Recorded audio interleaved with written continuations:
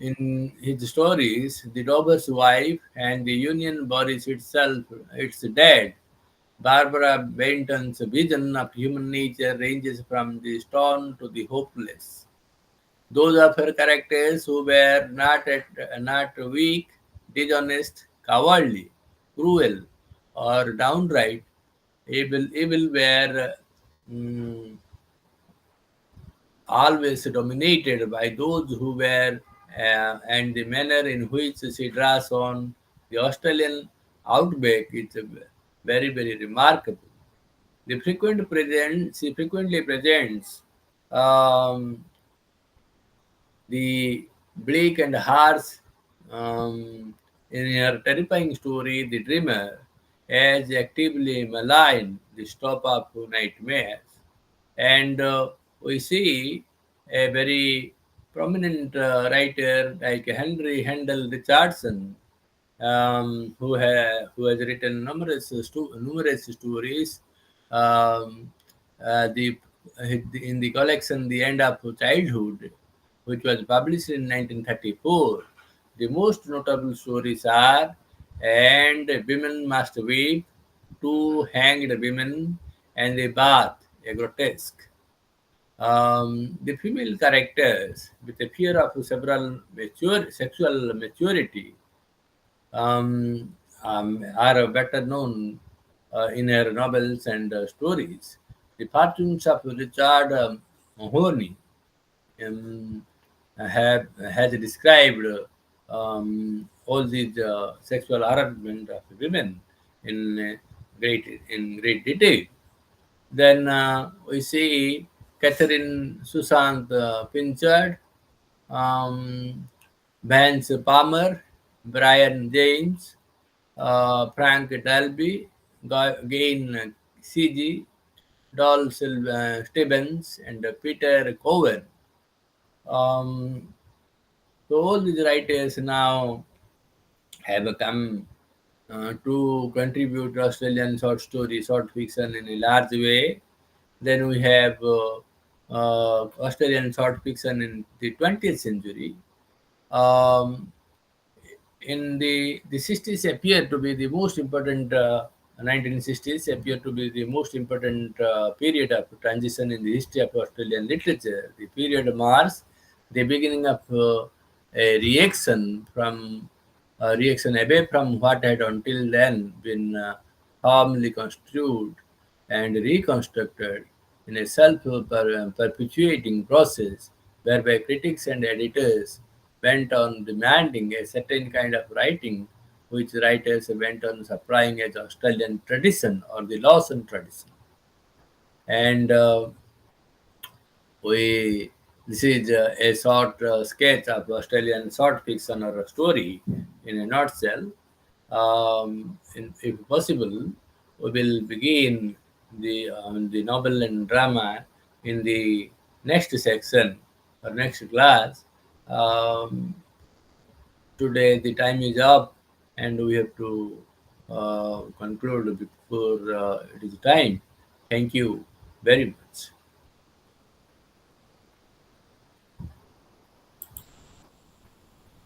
See you next time. Thank you.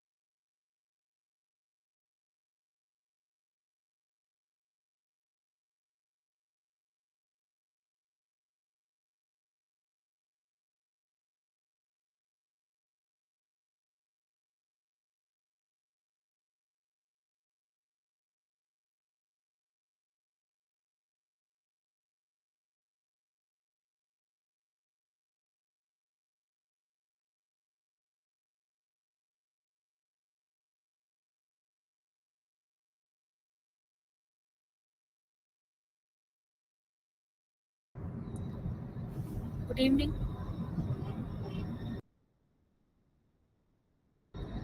So, let's start with today's unit.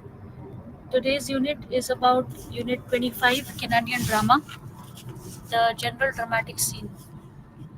In this unit, we discuss about the objectives, Canadian drama, where we talk about a brief general introduction, and then we discuss the conclusion part. So, it is basically a very short unit, Unit 25, and let's begin. Now, why we study this Canadian drama? In this unit, general remarks about Canadian drama would be offered, stressing its recent emergence and its thinness. So, Canadian drama has been the youngest and thinnest of fully developed Canadian literary forms. The situation has been better in the last quarter of a century or 3 decades. The key year was 1967 when James Rainey's Color in the Dark, John Coulter's The Trial of Louis Riel, and George Riga's The Ecstasy of Rita Jo were all commissioned for the centennial celebrations. Another major dramatic work of this recent period is David French, Leaving Home. There is also Sharon Pollock's Waltz. A major First Nations play is Thompson Highway's The Red Sisters. When we talk of Canadian drama in terms of fully developed literary form, an implication is that theatre and stage plays an activity in Canada that has been quite widespread but indigenous, plays with full fledged literary pretensions, which had not been many. Stagings have mostly been of established English and American plays, with Shakespeare grabbing the lion's share. Canadian drama after 1967 compares quite favorably with the British drama of the 1950s and 1960s, in which Samuel Beckett, Harold Pinter, John Osborne, Arnold Wesker were big names.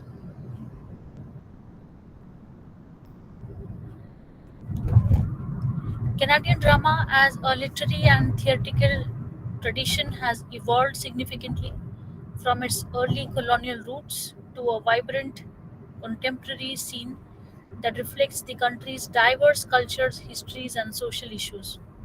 Canadian drama has been influenced by indigenous storytelling traditions, European theatrical forms, and more recently the multicultural and bilingual nature of Canadian society. Theatrical performances in Canada date back to the 17th century, primarily through European settlers who brought their dramatic traditions. The earliest recorded play, Le Theatre de Neptune by Marc Lescarbot, was a mask style performance staged in Port Royal, Nova Scotia, celebrating French exploration. However, Canadian drama remained limited for centuries as British and American plays dominated the theatrical scene. Development in the 19th and the early 20th century. By the 19th century, amateur theatre groups and professional touring companies brought theatre to various parts of Canada. Canadian playwrights, however, were few, as imported British and American plays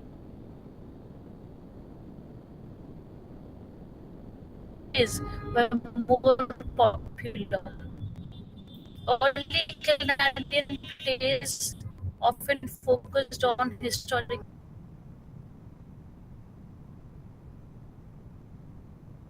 themes, moral lessons,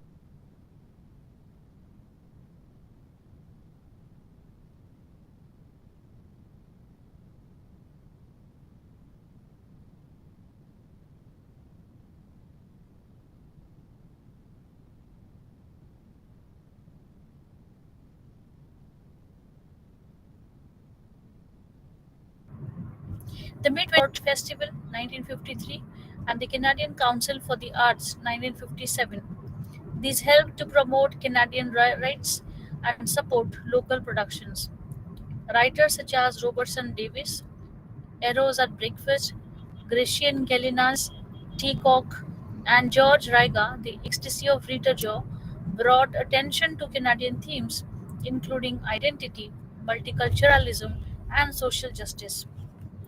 Major themes in Canadian drama explores identity and multiculturalism, reflecting Canadians' bilingual and multicultural society,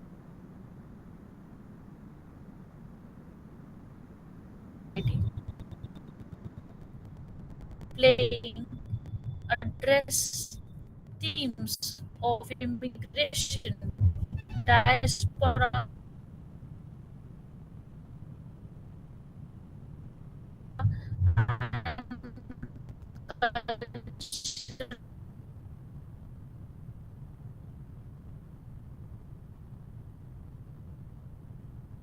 cultural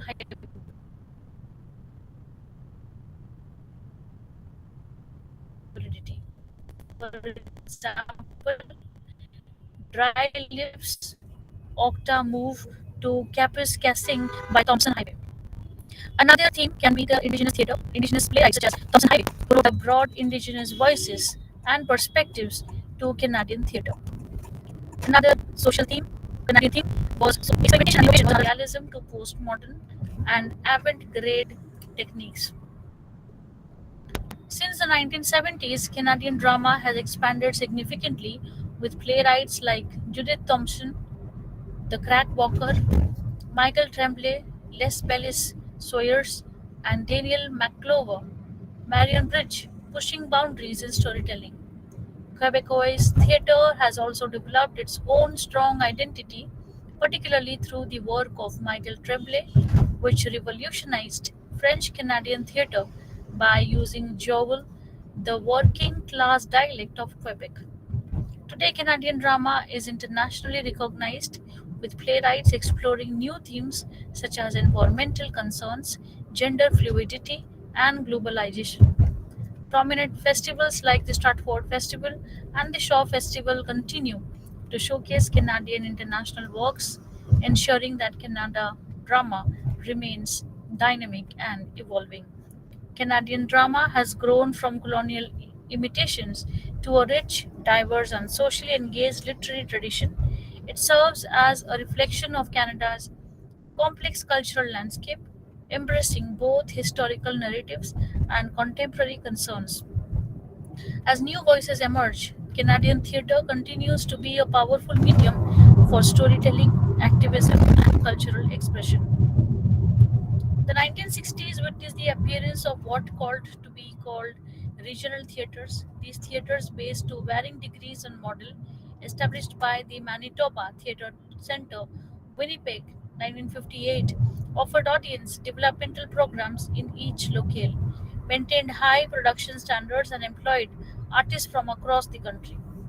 Although most of their plays were chosen from an international repertoire, the regionals added to the momentum fostered by a decade of public funding of the arts, which combined with the nationalist foster by a decade of public funding of the arts, which combined with the nationalist spirit surrounding the Canadian centennial to create increased opportunities even for Canadian playwrights. In Newfoundland, Michael Cook usually used early Canadian history in a somewhat Brechtian way to comment on present day social and political injustices. His major plays like On the Rim or The Curve, despite all their richness in theme and language, have their dramatic effectiveness muted by diffused focus. Cook's less historical plays, which include Quiller, comment philosophically on present day Newfoundland life. Other Canadian history plays worth mentioning include John Thomas, MacDonough, Charbonneau, and Lee Sheff, written in 1968, James Nichols' Sainte Marie among the Hurons, Ron Shutley's After Abraham, and Aldane Nauman and Walter Learning's The Dollar Woman. At the same time, the lure of foreign history drew Canadian writers, Monroe Scott to A Chinese Folk Tale in the engaging play Wei Feng, Stewart Boston to Queen Elizabeth I in Counselor Extraordinary, and Michael Boutrey to aristocratic Russia for his dull play Last of the Tsars in 1973. The common impression that classic poetic drama was 19th century dominant dramatic genre that can be challenged as more plays are found in more modes. Certainly, authors with literary pretensions did write poetic dramas and dramatic sketches not intended for the stage, many of them published in the Literary Garland. The anonymous The Queen's Oak is typical. Eliza Lansford Cushing is the most notable of the Garland contributors. Among her 10 plays is The Fatal Ring, about a virtuous countess seduced by an alluring, humanizing king. The uneven quality of its blank verse and its moral tone are evident also in Cushing biblical drama Esther, one of the first plays printed in monograph. Charles Heavysage's Saul gained the respect of both John A. Macdonald and Henry Wadsworth Longfellow, among others, but like Heavysage's Count Filippo, this bulky, sententious piece had fallen into well deserved obscurity. Thomas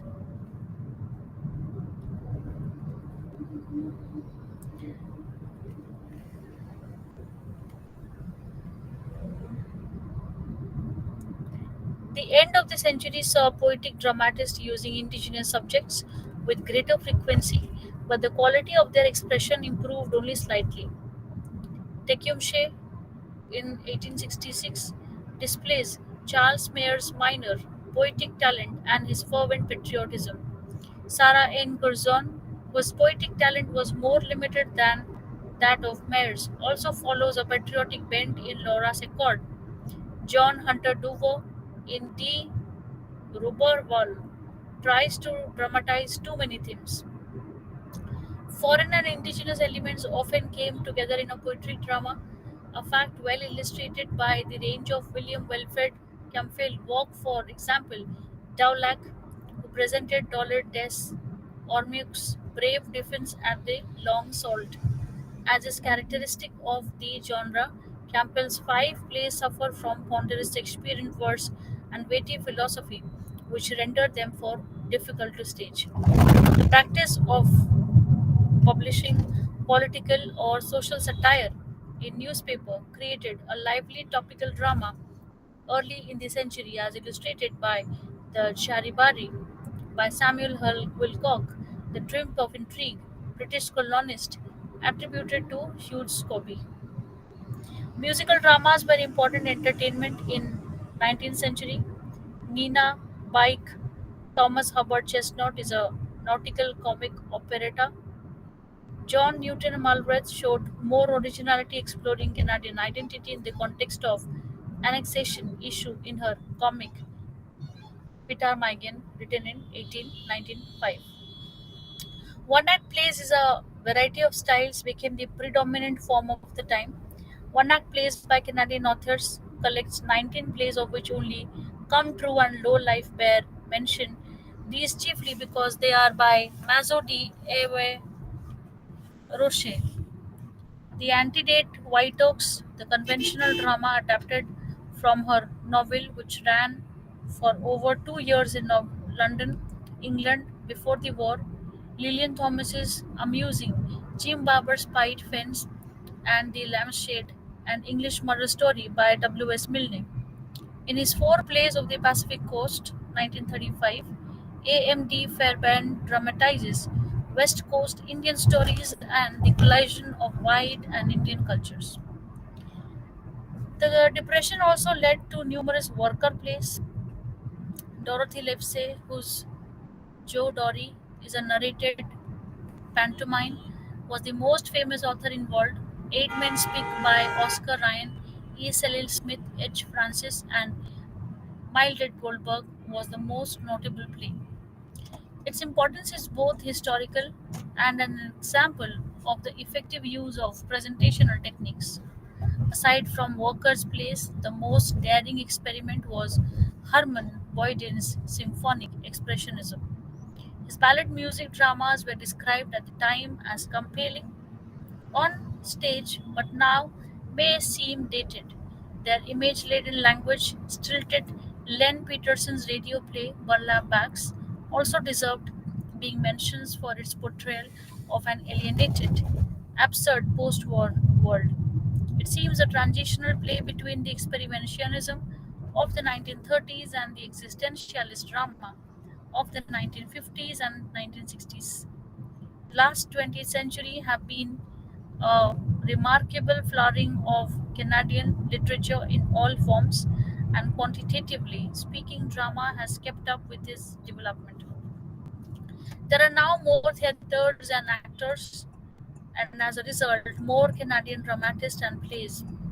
Whereas it was difficult in the not too distant past formative plays to gain a hearing, the situation has now changed so drastically that one dramatist recently claimed Canada as the easiest country in the world in which to get a play produced. This is not, of course, a situation that necessarily ensures quality. In recent years, the tally of plays that may reasonably be expected to form part of a permanent repertory is still disappointingly small. Many reasons can be offered to explain this sorry state of affairs. Theatrical awareness cannot be learned overnight, and many of our contemporary dramatists lack the basic experience upon which to build. Time and again, young playwrights display a distressing ignorance about the traditions of their craft. This one admits to discovering Ibsen after he was himself a supposedly established playwright. Another recalls that the second live play I saw was one mine. The absence of the Canadian dramatic tradition has been equally unfavorable. The modest comedies of Tennyson and Ringwood have little to offer. The 1980s, while Davis and Rennie, among Canadian most substantial playwrights to date, are both notoriously and individualistic. They have discovered in theatre an outlet for their particular talents, but although many dramaturgical tips could be learned from them, they are of little use as formal models.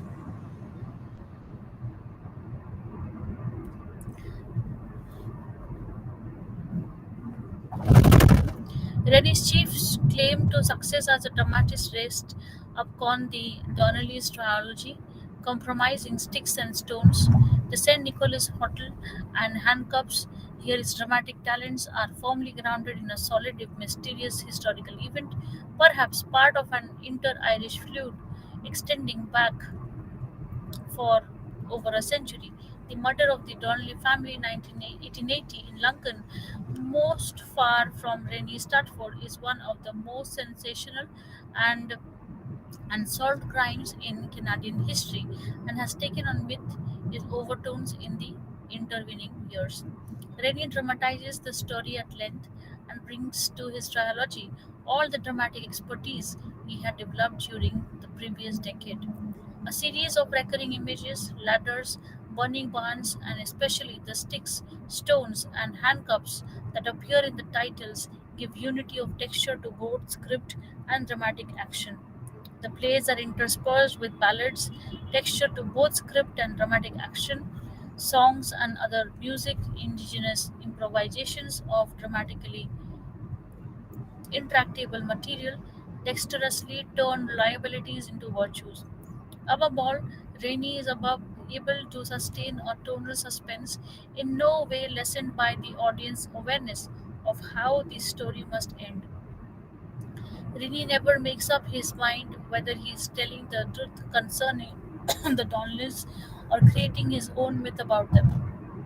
He attempts to turn the Donleys, so often portrayed as monsters, into heroic figures, and their opponents necessarily take on the role of villains. Rennie's notorious weaknesses for melodrama reveals itself in its polarized characterizations. The binary groups of which Rennie is also so fond continually undermine his persuasiveness as an interpreter of the historical events, although Dodolany's providing observing theatre is hardly subtle.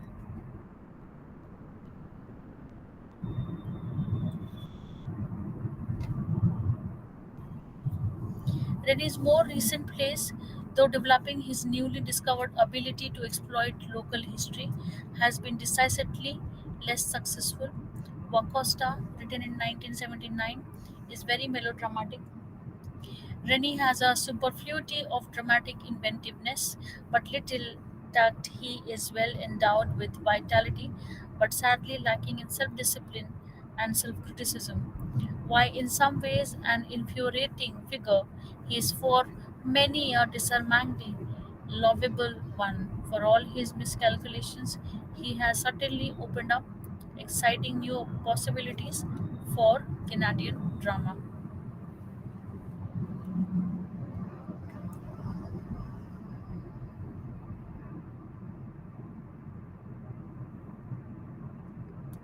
So this is the end of Unit 25. There are two questions, quick two questions. How does Canadian drama in the post 1967 period compare with British drama since the middle of the 20th century? And write a brief note on recent developments in Canadian drama on general level. So these are the important two questions which we will discuss. The first question is the comparison of Canadian drama in post 1967 period with British drama since the mid 20th century. The post 1967 period in Canadian drama was marked by a surge in national consciousness, coinciding with Canada's centennial celebrations and the increasing demand for a distinct Canadian culture identity. In contrast, British drama since the mid 20th century reflected the changing socio political landscape of post war Britain, engaging with issues of class identity and social disillusionment. National identity and multiculturalism. Canada drama post 1967 focused on exploring a unique national voice, addressing themes of bilingualism, indigenous identity, and multiculturalism. The works of playwrights such as Michael Tremblay, Les Belles Sauveurs, and George Riga, The Ecstasy of Rita Jo, were instrumental in shaping a distinctively Canadian theatrical tradition.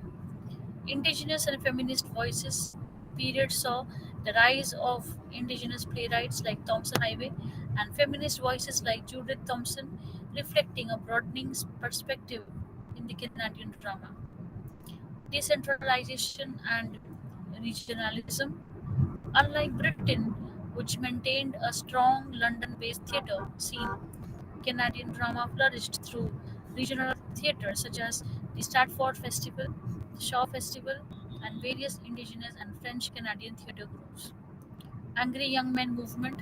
The 1950s saw the rise of working class playwrights like John Osborne, Look Back in Anger, who challenged the traditional establishment and highlighted class struggles. British drama remained engaged with socio-political issues from the post-war welfare state to Thatcher-era critics, as seen in plays by David Hare and Carol Churchwell. British theatre embraced avant-garde and postmodern approaches, with playwrights like Harold Pinter, The Birthday Party, and Sarah Kane blasted, flushing the boundaries of form and narrative. While both traditions addressed issues of identity and social change, Canadian drama post 1967 was driven by a search for cultural independence, indigenous representation, and regional diversity. British drama, rooted in longer established theatrical traditions, maintained a strong focus on class conflicts, social critique, and experimental theatrical techniques. Going to the next question, recent developments in Canadian drama. What are the recent Canadian? What are the recent developments in the Canadian drama? So, in recent years, Canadian drama has continued to evolve, reflecting contemporary social, political, and technological changes. There has been a significant push towards greater representation of BIPOC, Black, Indigenous, and people of color voices, with playwrights like Omari Newton and Mary Clements bringing new perspective to Canadian literature.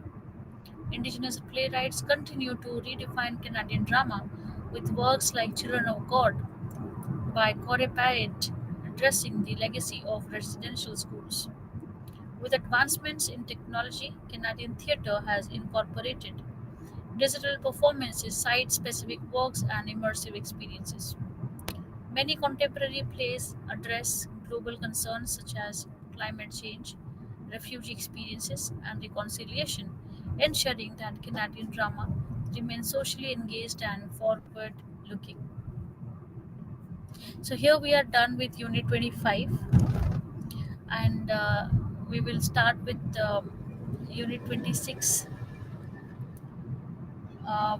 Unit 26, where we discuss about the ecstasy of Rita Joe, and it has got two acts. And there will be an introduction to writer and the structure of the play. We will have a brief introduction about George Riga, where there is Act 1, Act 2, Ecstasy of Rita Joe, and then there are conclusions. So I'll take a 5 minute break here, and then we can exactly begin at 7:30 1 to continue with Unit 26.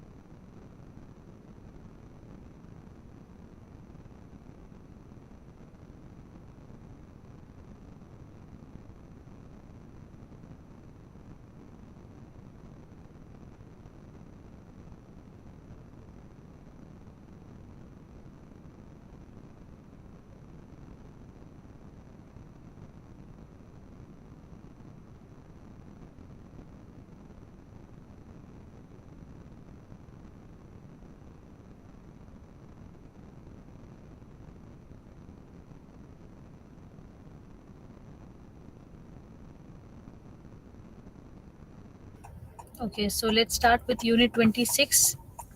Unit 26 that is about the introduction to writer and the structure of the play. Here we are at play The Ecstasy of Rita Joe, where we will discuss about a brief introduction about the writer of the play, who is George Raiga, and then we discuss in details regarding the Act One and Act One and Act Two. Before we discuss with the question answers. So let's start with John Raiga and let's discuss about a brief introduction. John Raiga was a Canadian playwright and a novelist known for his socially engaged and politically charged works. He is widely regarded as a pioneering voice in Canadian drama, bringing attention to issues of Indigenous rights, struggles, class struggles, and social injustice. Born in deep Greek Alberta to Ukrainian immigrants' parents, Raga grew up in poverty and developed a deep awareness of social inequalities from an early age. His experiences as a working class youth and his exposure to rural and indigenous communities shaped the themes of his later works. Major contributions to Canadian drama. Raiga's most famous play, The Ecstasy of Rita Joe, is a landmark in Canadian theatre. It tells the tragic story of an Indigenous woman who faces systematic discrimination, ultimately leading to her downfall. The play was one of the first Canadian dramas to directly address the oppression of the Indigenous people and remains a cornerstone of Indigenous and political theatre in Canada. Other notable works include Grass and Wild Strawberries, written in 1969, a musical play co written with James Hoffman, which critiques consumer culture and social alienation. Indian, written in 1972, another powerful play addressing Indigenous struggles and identity, social justice, and marginalized voices. Raiga's work often focus on the struggles of Indigenous peoples, immigrants, and the working class. Political engagement.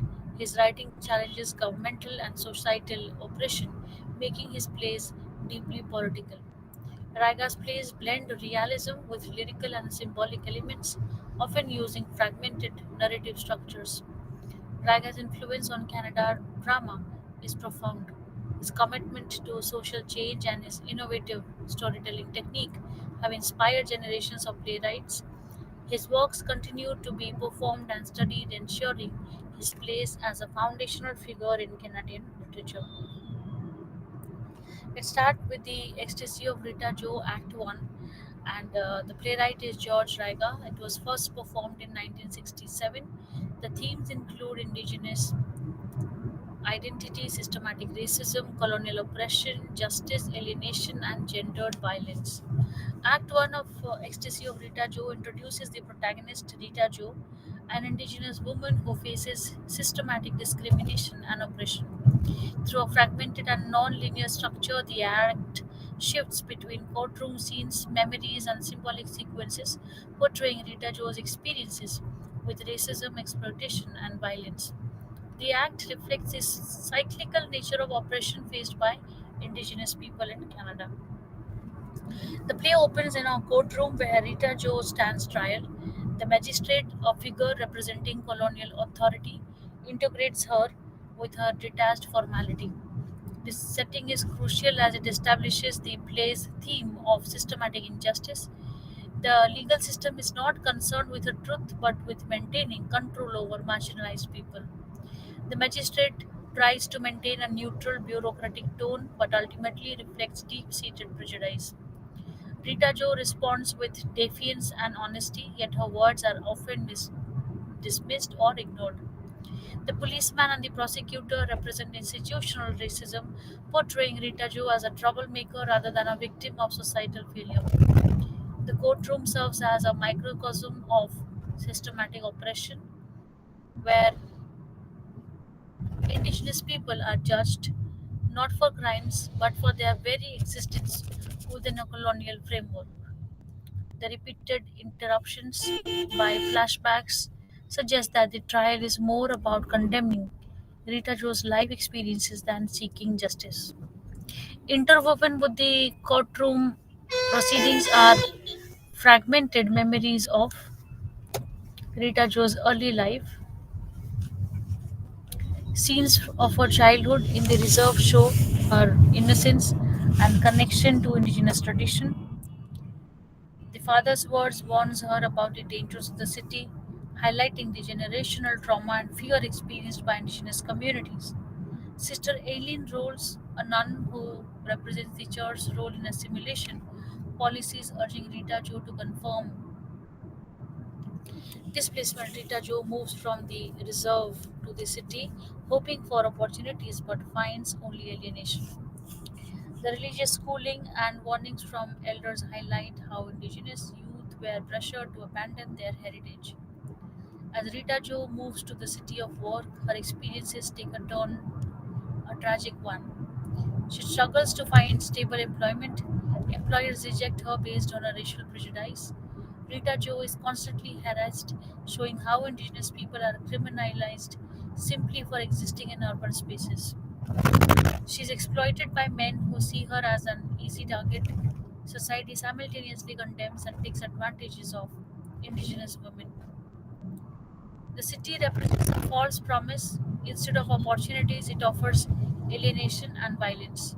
The cold, uncaring urban environment contrasts with the warmth of her memories from the reserve. Jamie Paul, another indigenous character, serves both as a friend and a tragic counterpart to Rita Joe.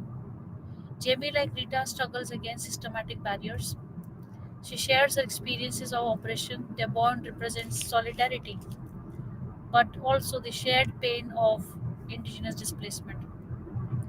While Jamie tries to maintain hope, he ultimately recognizes the brutal reality of their situation. Jamie and Rita Joe discuss their dreams of a better life, but the reality of their oppression looms over them. This is the climax of Act 1. There's a breakdown of hope. The act ends with increasing hostility from the authorities. Rita Joe's desperation, where she begins to lose hope as the walls of systematic oppression close in. The magistrate final words in Act 1 reinforces that the legal system does not care for justice but rather for maintaining the status quo. The cycle of oppression ensures that Rita Joe and others like her will continue to be trapped. The courtroom symbolizes a rigid system where indigenous people are judged unfairly. Police and authorities treat Rita Joe with contempt, reinforcing societal bias. Rita Joe moves to the city represents the broader issues of indigenous people being forced off their own lands and the struggle between traditional indigenous values and the demands of colonial society is evident in her interactions. As an indigenous woman, Rita Joe is doubly marginalized, both racially and as a woman. She faces harassment and sexual violence but has no recourse within the system. The city represents a dream of opportunity that quickly turns into a nightmare of alienation. Both Rita Joe and Jamie Paul experience this harsh reality. The play does not follow a conventional plot, instead, it shifts between present and past, reflecting Rita Joe's fragmented memories. Raiga blends realism with poetic dialogues, emphasizing the emotional and psychological impact of oppression. The shifting scenes within a sparse set, highlighting how the legal system traps indigenous individuals in a cycle of oppression. So here we conclude with Act 1 of Ecstasy of Rita Joe that sets the stage for the tragedy that unfolds in the play. It establishes Rita Joe as a symbol of the indigenous struggle against systematic racism and oppression. Through fragmented storytelling, Raiga immerses the audience in Rita Joe's experiences of displacement, discrimination, and violence, making it clear that her fate is not just personal but emblematic of the larger colonial history of Canada. Then we discuss Act 2. This is the last act. The second and the last act.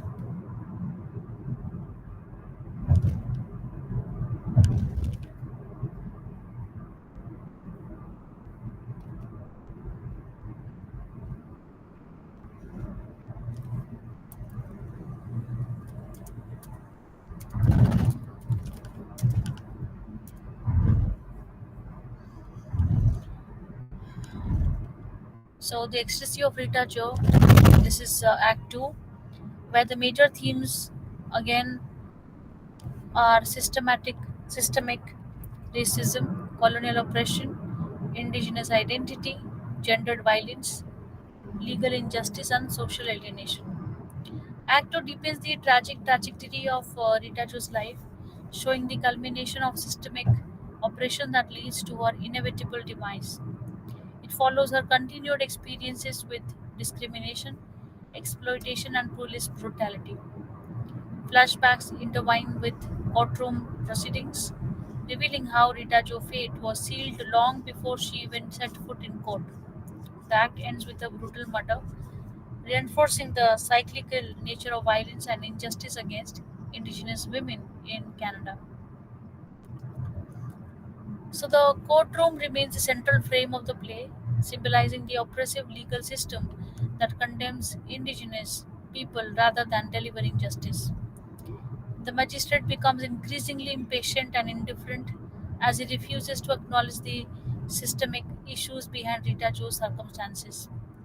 His questions become more accusatory, implying that Rita Jo is responsible for her own downfall. The policeman and the prosecutor continue to dehumanize her. They frame her as a repeat offender rather than a victim of structural discrimination. Rita Jo protests, trying to tell her side of the story, but she is constantly interrupted. Jamie Paul attempts to defend her, but his voice, like Rita's, is disregarded. The courtroom serves as an illusion of justice where Indigenous individuals have no power over their own narratives. The courtroom does not function as a space for truth but as a mechanism of control over marginalized people. Rita Jo is given a chance to speak, but her words are ignored or twisted. The courtroom scenes are interwoven with flashbacks, revealing the relentless hardships Rita Jo faced in the city, where the employers reject her because of her indigenous identity. She is left vulnerable to economic instability, financial harassment,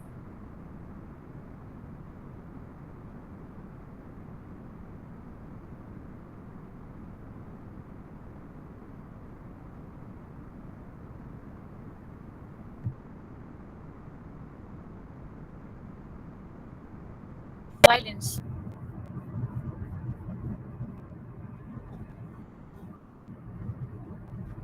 against indigenous women who are often victimized without legal protection. The police constantly follow Rita Jo, assuming she is a criminal. She's arrested for trivial or fabricated reasons, reinforcing the idea that the system is designed to keep indigenous people oppressed. Unlike the war memories of her homeland, the city is shown as indifferent and unwelcoming, representing the broken promise of a better life, exposing the reality of systemic racism. Indigenous people are pushed out of traditional lands and into cities that reject them. Rita Jo's experiences highlight the intersection of gender and racial oppression. Jamie Paul, Rita Jo's friend and a fellow Indigenous instructor, represents a different kind of response to oppression. He tries to resist the oppressive system, expressing anger at how Indigenous people are treated. He attempts to protect Rita Jo, but his efforts are futile. Jamie challenges the police and the courtroom, questioning their biased treatment of Indigenous people.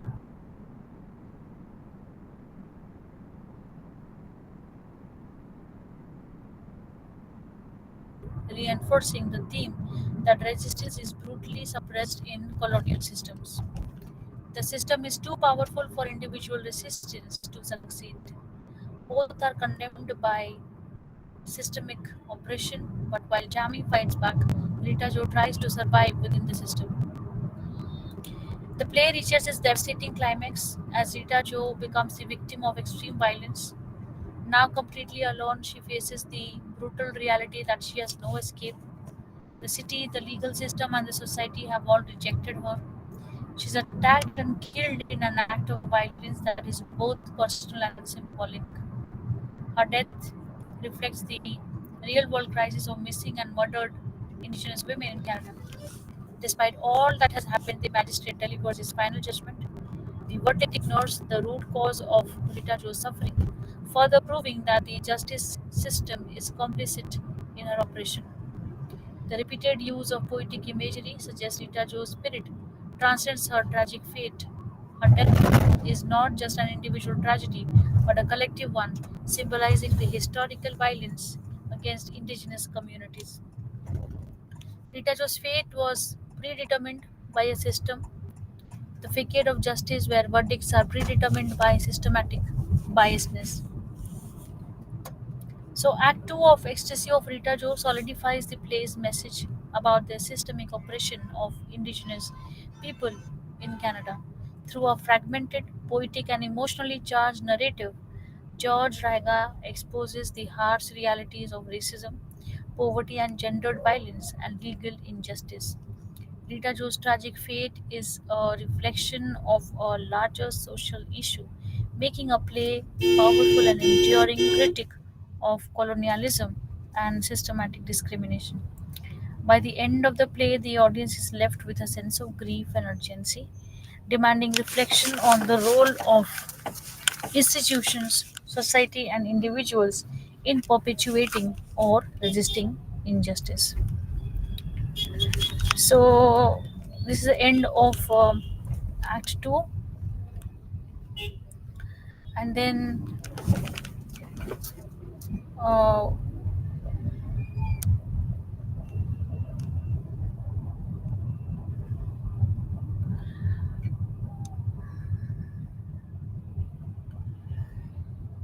okay, so this is the end of Act 2, and we have few questions to be discussed.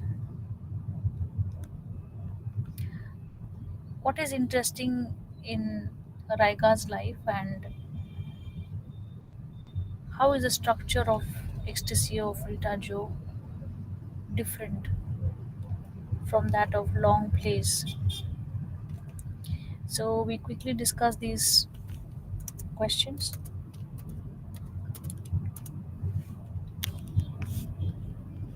George Raiga was a Canadian playwright, novelist, and poet, best known for his groundbreaking play *The Ecstasy of Rita Joe*. Several aspects of his life make him particularly interesting. For example, his humble beginnings and Ukrainian heritage. He was born in a poor Ukrainian immigrant parent in Alberta, Canada.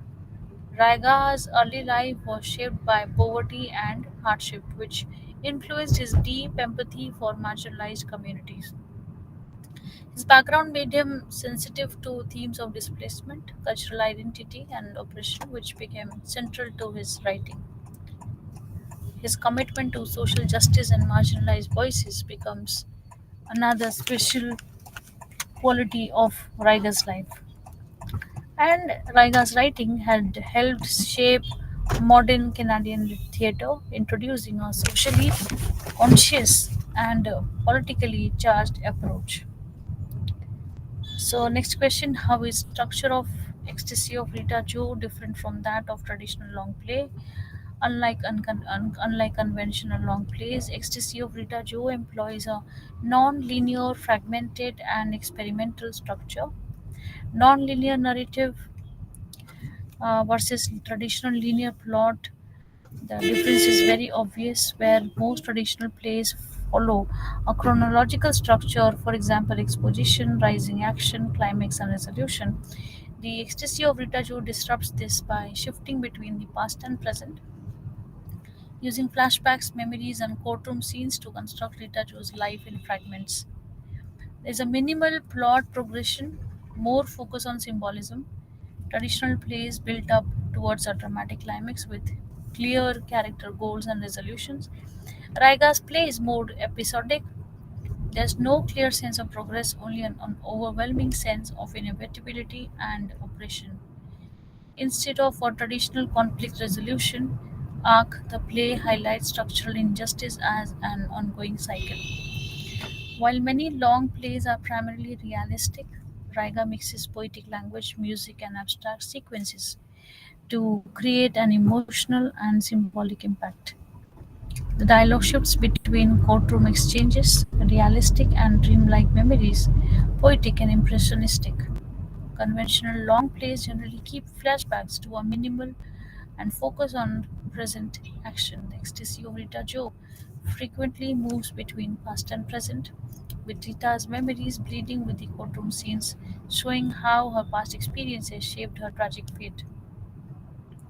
In traditional long plays, characters evolve or undergo transformation, while in the current play, Rita Tao does not develop in a traditional sense. Instead, her life is revealed in pieces, showing how she was trapped in the systemic operation from the start. The play does not have a traditional climax or resolution. Rita Jo's fate is predetermined, and the play ends with her death, returning to the same operation she faced in the beginning. The courtroom, which frames the play, represents a cyclical structure, reinforcing the idea that indigenous oppression is ongoing rather than resolved. Unlike traditional long plays that use detailed set designs to represent different locations, the ecstasy of Rita Jo uses a minimalistic stage where the setting shifts through lighting, music, and character movement. The courtroom acts as a metaphor for colonial control rather than just a physical space. Raiga's The Ecstasy of Rita Jo breaks away from conventional structure, long play structure by using non-linear storytelling, poetry imagery, fragmented time shifts, and minimalistic staging. These elements reinforce the themes of oppression, colonial injustice, and inescapable cycle of discrimination faced by indigenous people. The play structure is not just a stylistic choice but a powerful tool to immerse the audience in Rita Jo's fragmented and painful reality, making it a pioneering work in Canadian theatre.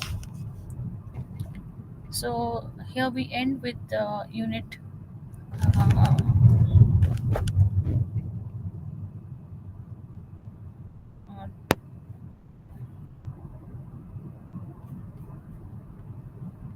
unit 26. We are done with unit 25, unit 26. We'll start with unit 27, that is the ecstasy of Rita Jo theme and characterization. We will start it on Monday 3:45, and there we discuss about the theme and characterization, while we also discuss about unit 28, which discusses the dramatic technique in ecstasy of Rita Jo and the Brechtian angle, the broad technique which is related thrust of the play and Raiga's eclecticism, expressionism and theatre of cruelty, who is Brechtian departures and the extent of Raiga's depth to Brecht. So these are the things which we are going to study in unit 28 and 27 in the next class, that is Monday. So thank you so much. Have a good evening.